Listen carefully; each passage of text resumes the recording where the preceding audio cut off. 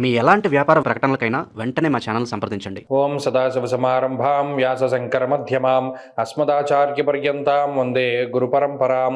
జ్యోతిష్ శాస్త్రాన్ని భావితరాల వారికి ప్రసాదించిన ఋషుల యొక్క పాదపద్మాలకి నమస్కారం చేసుకుంటూ, అలాగే నాకు ఈ జ్యోతిష విద్యను నేర్పిన గురువర్యులు జ్యోతిష బ్రహ్మ కీర్తిశేషులు శ్రీ ఈరంకి సూర్యనారాయణమూర్తి గారు, సూర్యశ్రీ దైవజ్ఞ గారి యొక్క పాదపద్మాలకి నమస్కారం చేసుకుంటూ, ఓం శ్రీ మహాగణాధిపతి నమః, శ్రీ గురుభ్యో నమః, హరి ఓం. వీక్షకులందరికీ నమస్కారం.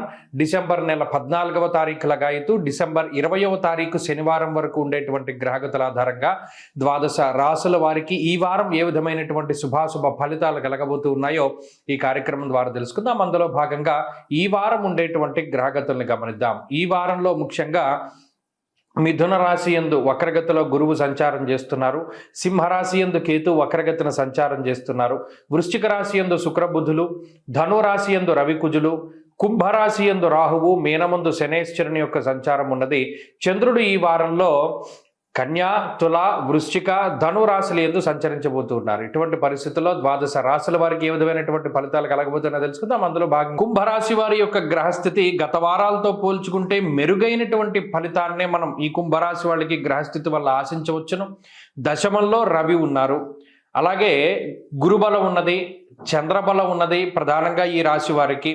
అలాగే ఈ మూడు గ్రహాల యొక్క స్థితిగతులు, దశమంలో కుజుడు కూడా దిగ్బలయుక్తుడై ఉన్నాడు. అక్కడ కుజుడు యోగించకపోయినప్పటికీ దిగ్బలాన్ని పొంది ఉన్నటువంటి గ్రహం ఉండడం వల్ల వృత్తి ఉద్యోగాల పరంగా ఎదుర్కొనేటువంటి సమస్యల నుండి బయటపడడానికి కావలసినటువంటి ధైర్యం ఉంటుంది. ఎందుకంటే అర్ధసిద్ధి సదారోగ్యం బంధు సంతోషవర్ధనం అన్నది శాస్త్రం. అటు గురువు కానీ రవి కానీ ఒక సపోర్టివ్ రోల్ని ప్లే చేస్తూ ఉంటారు. గోచార ప్రకారంగా వారి ఈ స్థానాల్లో అనుకూలించేటప్పుడు ఆర్థికంగా ఉపయోగపడతారు, ఉద్యోగపరంగా ఉపయోగపడతారు, అలాగే ఆత్మవిశ్వాసం పరంగా మనం ఇది చెయ్యగలం అనేటువంటి పాజిటివిటీని బయటకు తీసుకొస్తూ ఉంటారు, ఆరోగ్యాన్ని ప్రసాదిస్తూ ఉంటారు. అలాగే చెడు ఆలోచనలు దగ్గరికి రానివ్వదు ఈ గ్రహస్థితి. ఈ రకమైనటువంటి ఫలితాలను మనం కుంభరాశి వారికి ఈ వారంలో ఆశించవచ్చును.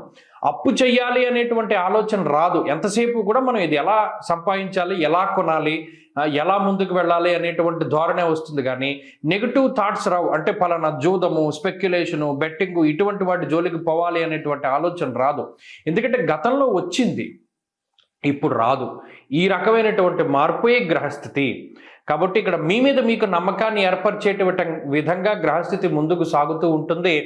అదే స్వీకరించండి. అలాగే ఏ ఆలోచన వస్తే దాన్ని అమలుపరుస్తూ ముందుకు వెళ్ళండి. మీ జీవితంలో ఇది ఉపయోగపడుతుందా ఉపయోగపడదా అనేటువంటి ఆలోచన కూడా చేస్తూ ఉండండి. గురువుల యొక్క అనుగ్రహాన్ని తీసుకోండి. ఎట్టి పరిస్థితుల్లోనూ గురువుని వదిలిపెట్టవద్దు.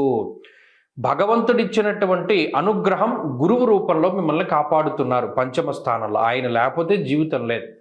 గురువుని వదిలిపెడితే జీవితం గుడ్డి జీవితం అయిపోతుంది, ఏమీ తెలియదు. అందుకని కుంభరాశి వారు ఇది ప్రధానంగా గుర్తుపెట్టుకోండి.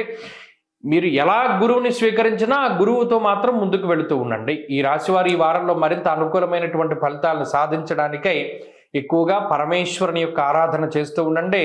ఉమామహేశ్వర స్తోత్రాన్ని పఠిస్తూ ఉండడం చెప్పదగినటువంటి సూచన. ఈ వారంలో కలిసి వచ్చేటువంటి రోజు ఆదివారంగా చెప్పవచ్చును. అదృష్ట సంఖ్య 9, అదృష్ట వర్ణము ఎరుపు. తదుపరి మీనరాశి.